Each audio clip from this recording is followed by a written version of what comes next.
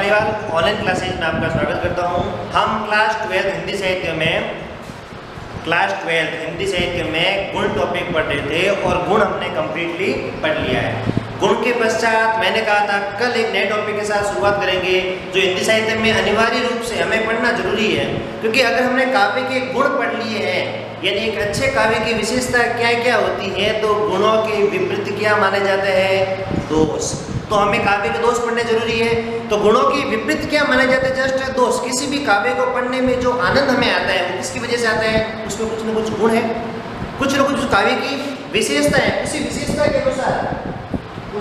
विशेषता के अनुसार हमें किसी भी काव्य को पढ़ने में क्या पैदा होती है, रुचि पैदा होती है। हमें वो काव्य आकर्षक लगता है, उसमें गुण है इसी वजह से। अब ओज गुण हो उसमें, चाहे माधुर्य गुण हो, चाहे प्रसाद गुण हो, गुण कोई भी हो सकता है, लेकिन हमें आनंद की अनुभूति होती है।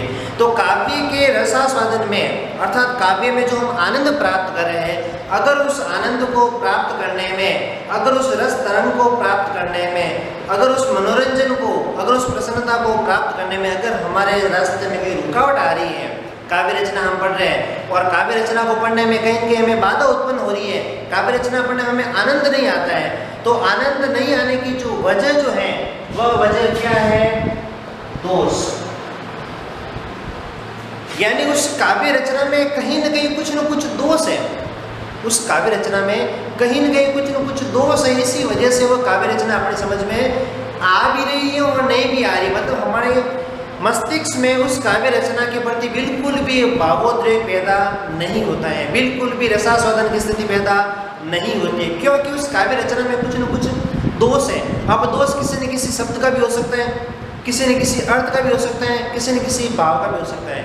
हम किसी प्रकार का वाक्य बोलते हैं तो प्रत्येक वाक्य हमें आनंद आएगा, किसी के बोलने का जो लहजा होता है, तरीका होता है, हमें अच्छा लगता है, और किसी के बोलने का लहजा है, तरीका हमें अच्छा नहीं लगता है। वजह क्या है, उस मेंबर के बोलने के तरीके में कुछ अंतर है, उससे हमें आनंद प्राप्त नहीं हो रहा है, मनोरंजन प्राप्त नहीं हो रहा है। इसलिए हमें उस रचना को पढ़ने में, उस बात को पढ़ने में क्या होती है, दिक्कत होती है। इसलिए काव्य रचना में गुणों के पश्चात, गुणों के जस्ट विपरीत हम बात करें, दोष होते हैं। तो दोष की हम बात कर रहे थे कि काव्य के दोष, ये अपना नया टॉपिक है आज जो अपने सिलेबस में शामिल है। काव्य गुण के पश्चात काव्य दोष जो पढ़ने जरूरी है। जिस प्रकार हमने काव्य गुणों को एकाग्रचित होकर पढ़ा था, वैसे वैसे हमें काव्य दोषों को पढ़ना जरूरी है। काव्य के दोष, देखो आचार्य विश्वनाथ ने सर्वप्रथम काव्य की परिभाषा दी थी। किसने? आचार्य विश्वनाथ ने, जिन्होंने एक साहित्य का प्रसिद्ध ग्रंथ लिखा था, साहित्य दर्पण। वाक्यम रसात्मक काव्य, यानी रसयुक्त वाक्य किसको कहा जाता है, काव्य कहा जाता है। यानी काव्य यानी एक अच्छी कविता वही है जिस कविता में रस हो, जिस कविता में आनंद हो, जिस कविता में आनंद का भाव हो और मनुष्य की भावोद्वेग की स्थिति को जो बढ़ा देता है आपके, वही भाव जो है एक अच्छा काव्य कहलाता है। किसने कहा था? आचार्य विश्वनाथ ने। कौन से ग्रंथ में? साहित्य दर्पण में कहा था कि रसयुक्त वाक्य क्या कहलाता है, काव्य कहलाता है। अगर किसी काव्य में रस नहीं है, आनंद नहीं है, तो वो काव्य महत्वहीन बन जाएगा। तो हम काव्य दोष की सामान्य बात करें कि काव्य की रस तरंग में यानी जो काव्य रचना हम पढ़ रहे हैं, उस काव्य रचना को पढ़ते समय रस तरंग यानी काव्य रचना को पढ़ने की जो लहर जो होती है, उस तरंग में यदि कहीं कोई गत्यवरोध आ जाए, ये गत्यवरोध बिल्कुल शुद्ध शब्द है, गति धन अवरोध, यण संधि का उदाहरण। ऐसे नहीं गत्यावरोध होगा, गत्यावरोध जो हम शब्द लिखते हैं ये वाला, काफी लोग लिखते हैं गत्यावरोध, जो क्या है, गलत है। गत्यावरोध बिल्कुल सही है, गति धन अवरोध यण संधि का उदाहरण है, ये बिल्कुल गलत हो जाएगा। यानी काव्य रचना की रस तरंग में यदि कोई गत्यावरोध हो, यानी उस रास्ते में कोई अवरोध हो, अर्थात कोई रुकावट हो, कोई परेशानी हो, जो पाठक पढ़ने वाला, श्रोता सुनने वाला, दर्शक देखने वाला, यानी सहृदय यानी हम स्वयं के मन में रस और स्वाद की स्थिति में बाधा उत्पन्न करता है। रस और स्वाद की स्थिति में क्या उत्पन्न करता है, बाधा उत्पन्न करता है, वह काव्य दोष कहलाता है। काव्य रचना की रस और स्वाद की स्थिति में जो बाधा उत्पन्न करते हैं वो क्या कहलाता है? काव्य दोष कहलाता है। यानी काव्य रचना को पढ़ने में जहाँ पर रुकावट लगती है, हमें कुछ न कुछ बाधा उत्पन्न होती है, वह बाधा जो होती है वो क्या कहलाती है? काव्य दोष कहलाती है। उसके पश्चात बात करते हैं आचार्य मम्मट। आचार्य मम्मट ने क्या था? तद दोषो शब्दार्थो सगुणा वनंकृति गुणत्वापि। आचार्य मम्मट ने भी काव्य दोष की परिभाषा दी है। तद दोषो, दोषों से रहित, दोषों को छोड़कर शब्दार्थो, किसी न किसी शब्द का अर्थ जरूरी है, यानी दोष रहित और अर्थ सहित शब्द ही सगुणा वनंकृति गुणत्वापि।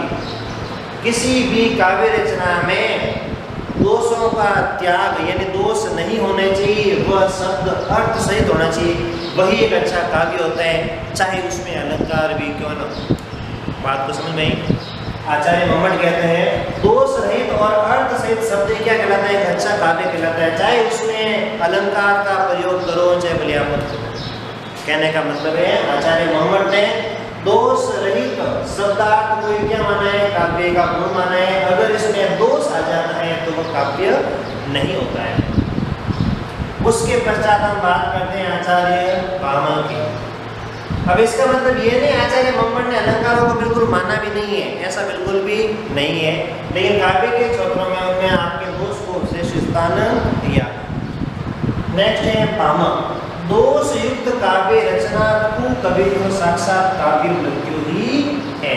अगर कोई काव्य रचना दोष युक्त है, अगर उस काव्य में कुछ न कुछ दोष है, तो वह काव्य रचना जो है कुकवित्व, एक बुरे कवित्व की निशानी, अर्थात साक्षात काव्य मृत्यु ही है। उस काव्य रचना का बिल्कुल भी महत्व नहीं होता है अगर किसी काव्य में दोष है।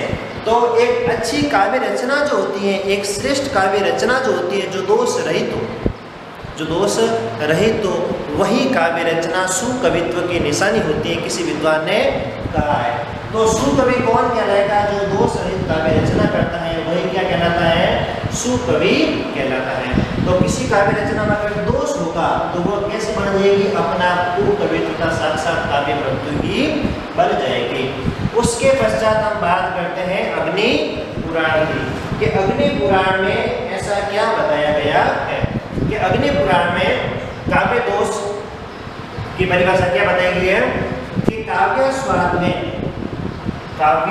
स्वाद में जो उद्वेग पैदा करता है वो क्या कहलाता है? दोष कहलाता है। उद्वेग का मतलब होता है रुकावट, बाधा। काव्य के स्वाद में, यानी काव्य से जो आनंद प्राप्त हो रहा है, उस आनंद में अगर कोई उद्वेग पैदा करता है, कोई रुकावट पैदा करता है, कोई बाधा पैदा करता है, तो वह बाधा जो है क्या कहलाती है? काव्य दोष कहलाती है। इस बात का हमें ध्यान रखना है। काव्य रचना को ग्रहण करने में, काव्य के स्वाद को ग्रहण करने में, काव्य के आनंद को प्राप्त करने में अगर कोई रुकावट पैदा होती है तो वह रुकावट काव्य दोष कहलाती है। उसके पश्चात आचार्य विश्वनाथ ने दोष के बारे में क्या बात कही है कि जो रस के अपकर्षक या हानिकारक हैं वह दोष, जो रस के अपकर्षक है, यानी रस को जो आकर्षित नहीं करते हैं, रस के रास्ते में रुकावट पैदा करते हैं, रस तरंग में बाधा उत्पन्न करते हैं, या रस को अपकर्षित करते हैं, रस को विघटित करते हैं, या रस के लिए जो हानिकारक तत्व जो होते हैं वो क्या कहलाते हैं? दोष कहलाते हैं। सब बातें जो है किस पे टिकी हुई है? रस पे टिकी हुई है, क्योंकि रस का संबंध ही दोषों से होता है। उस काव्य में हमें कभी भी आनंद प्राप्त नहीं होगा, रस प्राप्त नहीं होगा जिसमें कुछ न कुछ दोष की भावना हो। नेक्स्ट बात आचार्य वामन। आचार्य वामन ये मानते हैं, ये वामन वही है जिन्होंने गुणों के बारे में विस्तार पूर्वक बताया है। ये वामन वही है जिन्होंने रीति संप्रदाय का प्रवर्तन किया था। रीति संप्रदाय के जो प्रवर्तक है, तीनों प्रकार की जो रीति है, गौड़ी रीति है, पांचाली रीति है और वैदर्भी रीति है, तीनों के जो प्रतिपादक जो है वो आचार्य वामन है। तो आचार्य वामन ने क्या बताया? गुणों के विपरीत आने वाले तत्वों को काव्य दोष कहा जाता है। गुणों के विपरीत आने वाले तत्वों को क्या कहते हैं? काव्य दोष कहा जाता है। यानी गुणों के जस्ट विपरीत जो भी है, इस काव्य में गुण है, गुणों के विपरीत जो भी बाधा पैदा कर रहे हैं वो क्या कहलाते हैं, काव्य दोष कहा जाता है। दोषों के प्रकार, अब हम बात करते हैं, विभिन्न विद्वानों ने दोषों के बारे में बताए हैं, दोष काव्य दोष क्या होते हैं। अब हम बात करते हैं दोषों के प्रकार की। इन दोषों को कितने भागों में विभाजित किया गया है। काव्य दोष को 3 भागों में विभाजित किया गया है। काव्य दोष को कितने भागों में विभाजित किया गया है, 3 भागों में। पहला भेद है शब्द दोष, दूसरा भेद है अर्थ दोष और तीसरा है रस दोष। काव्य में 3 प्रकार के दोषों की यहाँ पर बात की जाएगी। नंबर 1 पर बात की जाएगी शब्द दोष की, नंबर 2 पर बात की जाएगी अर्थ दोष की और नंबर 3 पर बात की जाएगी रस दोष की। अब इन तीनों की जब हम बात करें, एक में शब्द महत्वपूर्ण है, दूसरे में अर्थ महत्वपूर्ण है और तीसरे में रस महत्वपूर्ण है। तीनों तरीके से अगर हम देखें तो तीनों प्रकार से दोषों का जो मूल्यांकन होगा जो अलग अलग होगा।